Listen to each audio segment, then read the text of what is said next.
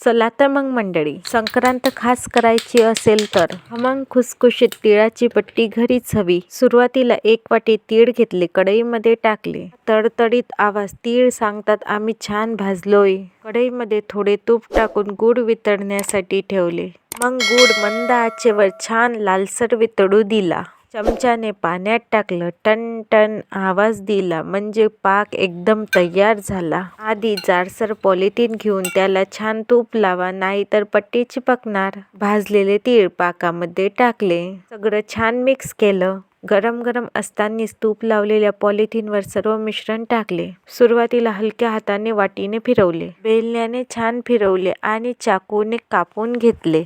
काय सांगू मंडळी, खमंग खुसखुशीत, हाताने तुटणारी, दाताला न चिपकणारी पट्टी तयार. आनंदाने सबस्क्राईब करा. फुल व्हिडिओसाठी खालते त्रिकोणाचे बटन आहे.